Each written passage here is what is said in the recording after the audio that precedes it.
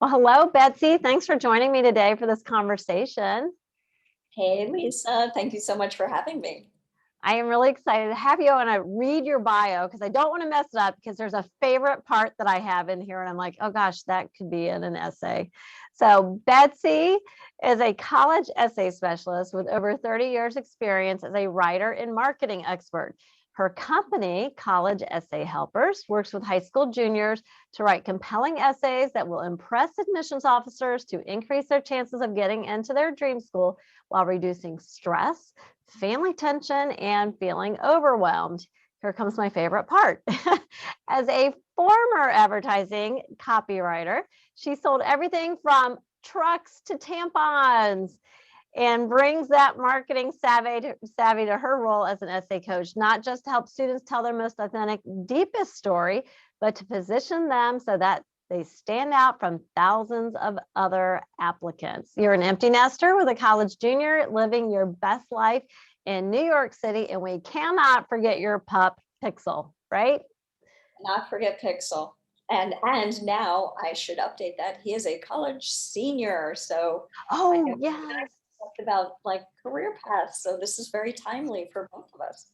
Yes, absolutely. As moms and as professionals, we both have just a lot of passion around this area. And the reason I wanted to continue our conversation today that we've been having offline is I think that the families that are listening in at Flourish, who we are interacting with, can just be inspired to not only figure out their life, but to do that with an added benefit of writing some of these essays that are facing them in the future. Most people know that when they're applying to college, they're going to have to write what you and I call the personal statement. And that personal statement is also known as the essay. I had somebody, this senior, asked me yesterday, is the personal statement and the essay the same thing? And I know there's that often gets confused. So everybody kind of knows they have to write that, but that's not the only type of essay that you help students with. So talk to me a little bit about the types of supplemental essays that we see and who the students are writing those for. Yes, sure. And by the way, a confession is when I first started, I did not know that I kept saying, well, which is which? The personal statement, the essay. So so just as a confession, don't feel embarrassed if you didn't know that. And Right. then complicate things, I try and call it a story. So, I like to throw another term in there because really that's what I believe a personal statement is really your story. It's the stuff that if you think about everything you've done until now being your what or your resume, that is the total opposite of your why, which is your personal story or your essay or your personal statement. And what makes them different from supplementals is the Common App, which is open now and you can sign up, has 7 prompts. They are 650 words, but don't worry because you only have to work on one. You pick one, and and one of them is literally write about whatever you want. So first, less stress. The pressure is off. You're going to write a great story. That's what I want students to know.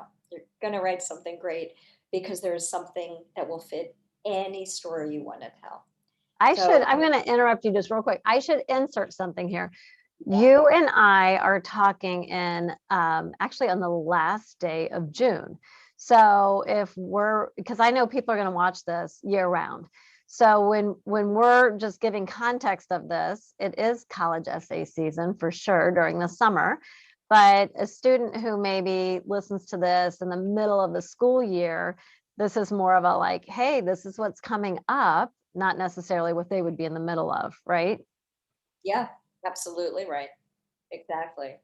And But so, and the other thing just to touch on is there are other types of mean essays. So if you're applying to the California system, they have their own set of prompts and their own methodology.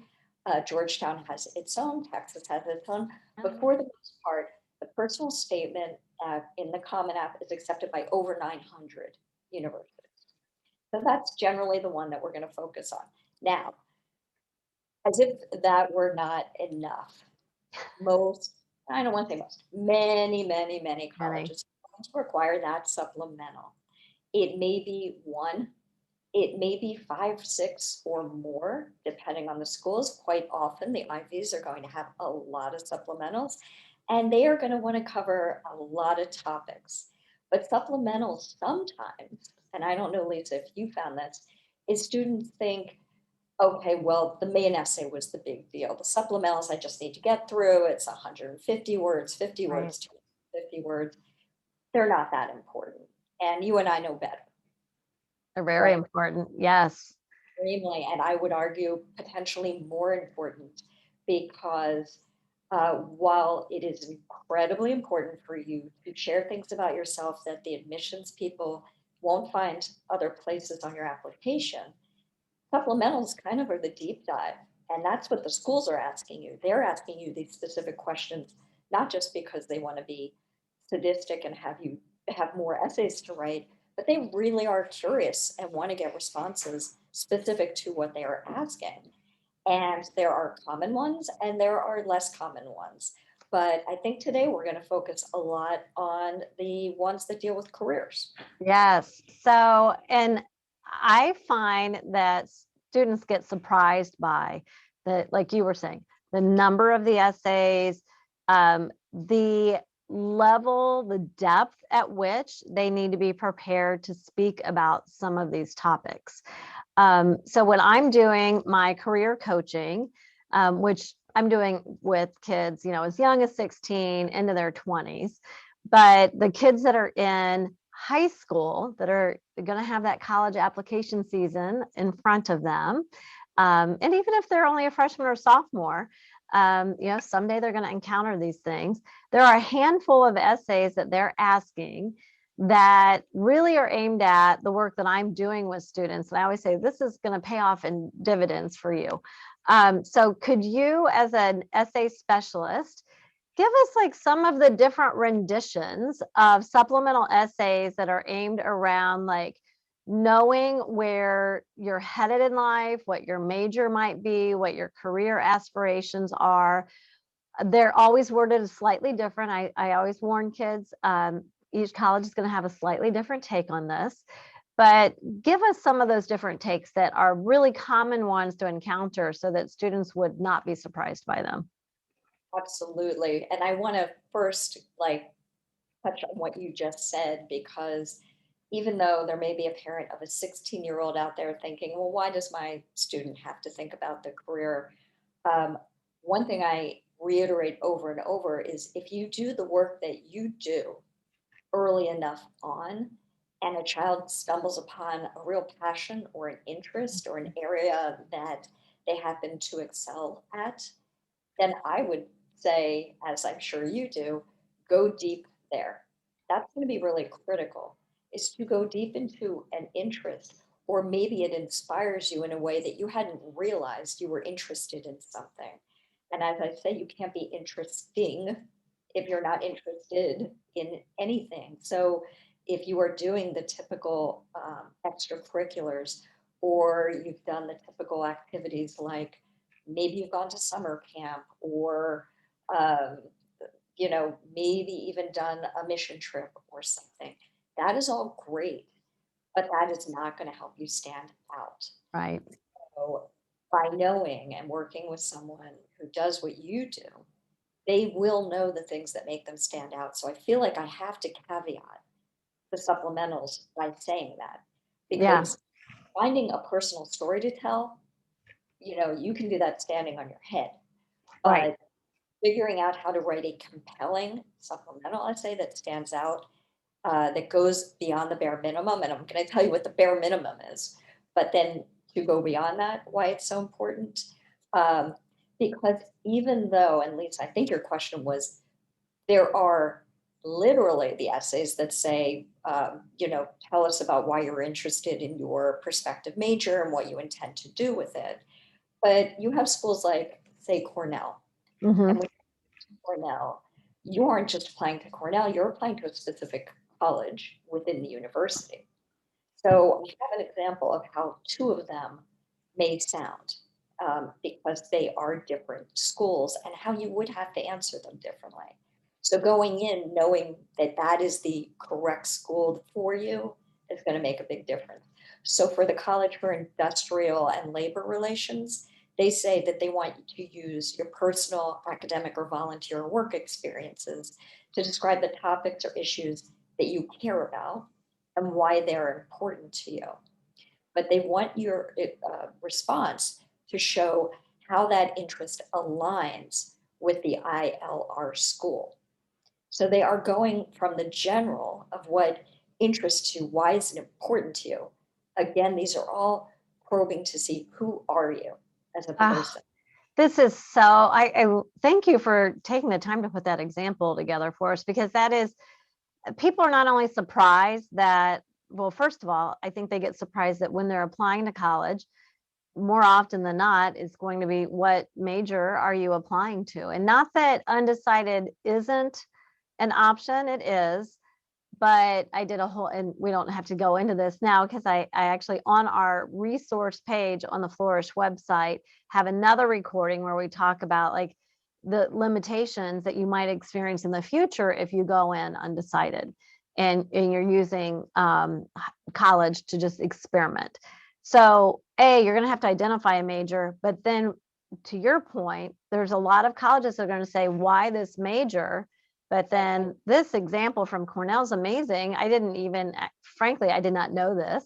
So thank you for the education. I always am learning something in these interviews, where that's really specific. So it's really like, what excites you, right? How has that played out in your life throughout high school? And now, how does that align with our specific college within the university, as well as the major within the college? Yes, and it's that alignment that you really need to focus on. And I'll tell you real quickly what another example from Cornell, but a different college is if you're applying to architecture, arts, Uh-huh. and planning, they ask a much more kind of fun, more open-ended, what's your thing? Literally in quotes, what energizes and engages you so deeply that you lose all track of time? Everyone has different passions and obsessions, quirks, and inspiration. What are yours? That's a very different question. That Uh, is. and I actually think it's great to poke around at supplementals of schools that you may want to go to. The new ones, and this is important to know, you can't start writing these essays now because they change as of August 1st. Sometimes they don't change at all. Sometimes they do. University of Chicago, if you just want to get a chuckle, has the most infamous, famous, but bizarre supplementals that you've ever seen. They But do. think about the two examples I just gave. Those are not bad things to start thinking about in the back of your head about what do you lose all track of time doing? What is important to you? How does it align with what you want to do? I would say Cornell or not, those are the answers that you want to be giving. So when they ask the broad question of why this major, why do you want to study what you want to study, or what area do you want to study and why, it's going to be phrased a lot of different ways. But that is a what do you plan to do with your life, or at least what do you think you plan to do with your life? So, whereas Princeton, believe it or not, has 50 words, what brings you joy? And what would represent the soundtrack of your life right now? So, it's not like what people may assume is Ivies are going to have these super erudite questions. It all depends. So there's a lot of them. The last thing I want to say on this is when students work with you, they're going to have a very robust um, list of not just interests and attributes and skill sets, but I would argue that when you are faced with multiple essays, including why us, why that university, or extracurriculars, that is still an opportunity to weave in your career aspirations by explaining the extracurriculars you've done, and ideally not the same old, that shows them here's how my interests progressed. And I have some really neat examples about how you might think about that. So we can touch on that uh, down the road. Great. Yeah. And even I know we've mentioned some of the Ivies. I was thinking about like a local university to me, the University of Cincinnati. They have one question historically, which, as you pointed out, don't start writing those supplementals in detail yet, because we never know for sure until after August 1st each year for the coming cycle what the supplemental essay topics will be. But here's a good example of, like, they have one question that's basically saying, it kind of encompasses, what do you want to be when you grow up? Why your major at the University of Cincinnati? So that is why I want to study that major, how that relates to where I'm headed, but why study it at this school? But then you go to like Purdue University in Indiana.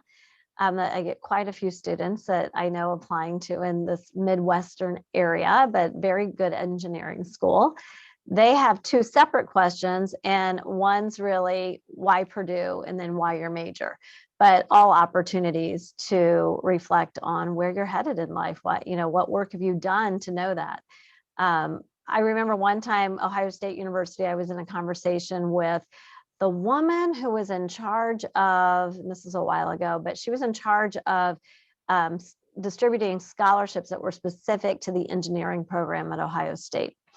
And she said, I'm going to put my money behind, not her money, but Ohio State's engineering scholarship money behind students who really could demonstrate that they know what engineering is, and they're not just going into engineering for a love of math and science, because a lot of kids that do that end up changing their major when they really discover what engineering is. And so she was looking at those essays to discern, do you know what you're getting into? Because I don't want to give you $1,000, $2,000 a year, and then you switch over to business second semester, and that money could have benefited another student.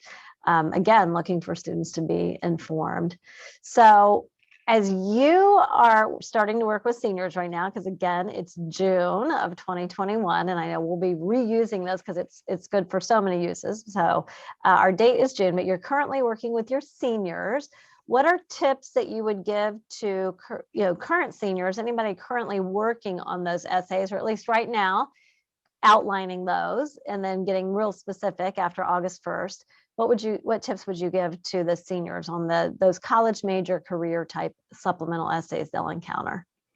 Okay, so that is a very excellent question. And the headline, or the TLDR, is ask yourself if you've distinguished yourself through your essay from the tens or hundreds of thousands of other applicants in your supplemental, because it can be very easy to do the bare minimum. And I told you I would tell you what the bare minimum is and what you really need to be doing to stand out.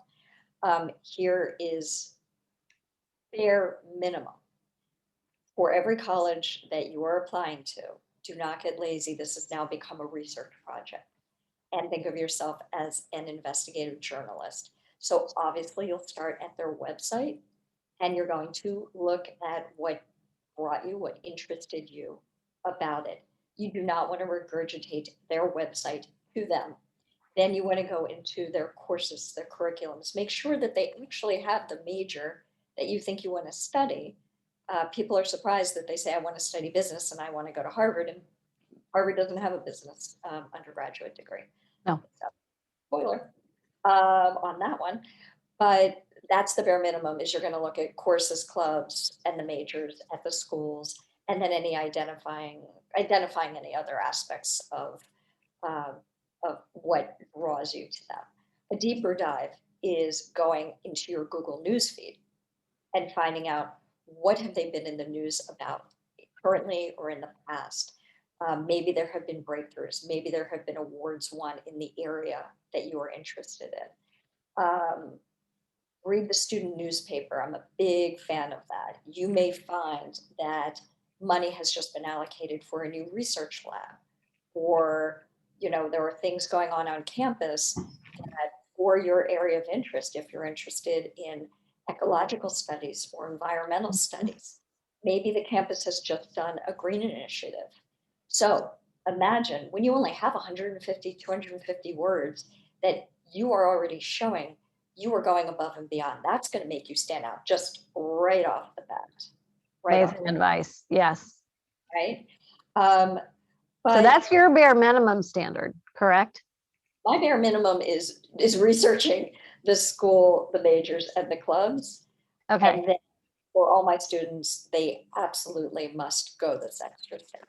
The So that extra, second set is you're like, okay, now we're going to level it up and this is going to make you stand out more. yes. Now other things are look at their social media. For the love of God, please open their emails. You know, one of my big and most basic tips is if you have not done this already, and I know you also speak to 9th, 10th, 11th graders, I know you give this advice, is to have a specific email only for this process. And you and I have discussed maybe even having a separate one when you're doing the career stuff versus Mhm. and scholarships versus just the college hunt. So it can just be your name, blah, blah, Betsy Cadel College at gmail.com. I Could be something. recently saw an email address that was simply horrifying. And I thought, certainly the mom of this student does not know that that is her child's email address that they are communicating with. And while I was kind, I just said, you need a new email address. I won't even say what it was. It was that bad. Okay. It was really inappropriate. So always Yeah, be sure that it's professional, right? yeah, and just to flip it, the deep dive you're doing on schools, some of these schools may be doing on you. Right. So clean up your social media, look at Lock those, it down. lock it down. So you are trying to show the school, you're always trying to prove to them to stand out.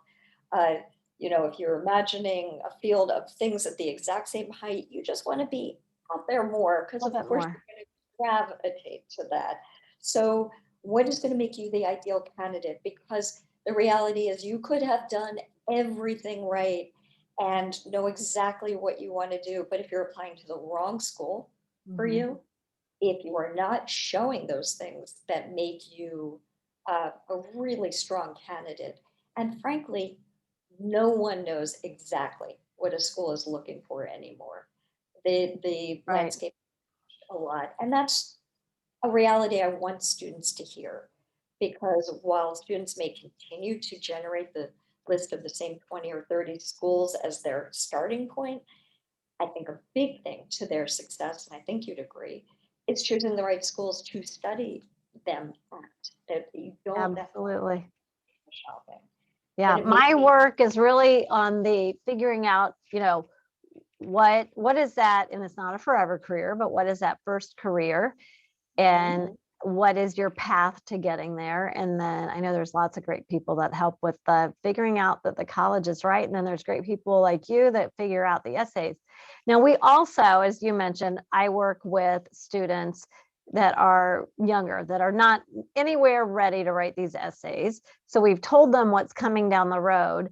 But what are some actionable steps that teens being encouraged by their parents can do? You've mentioned be really purposeful about your extracurriculars, but give us some examples of what things students, 9th, 10th, and 11th grade could be doing now so that when they get to this point of writing these essays, they're not like, oh my word, what am I going to talk about? Or I have no material, or I haven't even had these experiences. What would your advice be as an essay coach? Like if you get this kid who did like, wow, they did amazing things that are going to make this a really easy process to write these essays, what has that kid done in 9th, 10th, and 11th grade?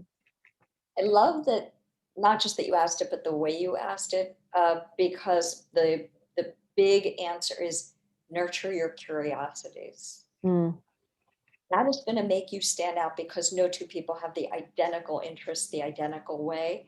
And sometimes the example I give is uh, I spoke to one mother who was talking about how her child was wasting so much time. All he did was play video games.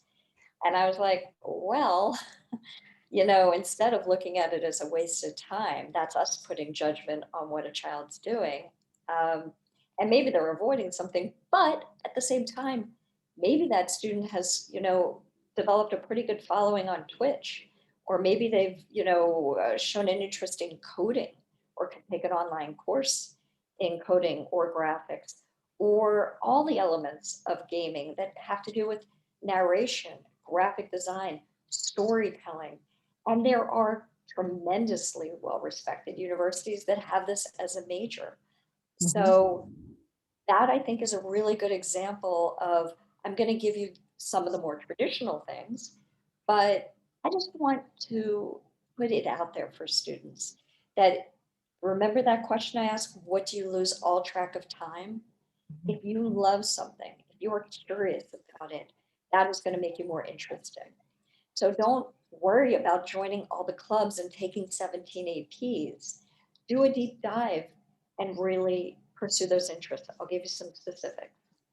If you say you're interested in journalism or something, obviously be part of your school's newspaper. But why stop there?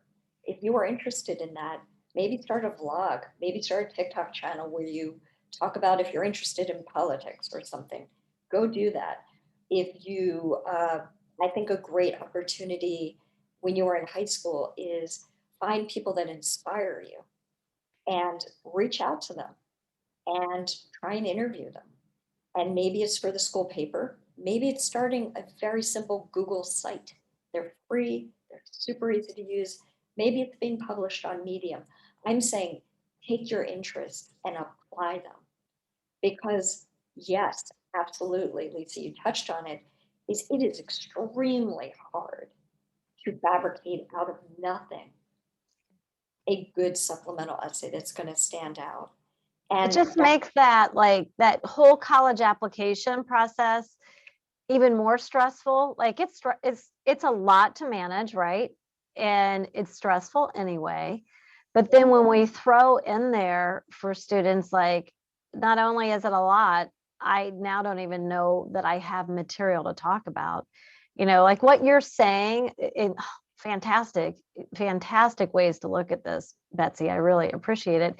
It really falls in line with like we have a framework, a 3-step framework: know yourself, know careers, and then know your path. And so our module 4, which is about no careers, but it's about curating experiences. And so some of the ideas that you're generating for the kid, perhaps who is, let's just take the gaming, and I agree with you. It's like, as parents, we get maybe frustrated, like, I cannot believe the amount of time. But this could, be a pathway into many other areas. And when they're discovering careers and we're doing a deep dive research on careers and then curating experiences around them, the advice that you're giving aligns perfectly with that module 4 of our framework, where now they're curating experiences to get career direction, rule things in or out. And then they're also building their resume or their extracurricular list. And now they're better prepared to speak to who they are and where they're going when it comes to that application part. So you've got fantastic advice. We're going to have to hang out again. And I know you're in our Launch Career Clarity Facebook group with us. So that's one place that people can connect with you. Our members are always able to post. Betsy, you can post. This will be posted in there as well. How else would families be able to find you and interact with you if they want the Betsy magic on their essays?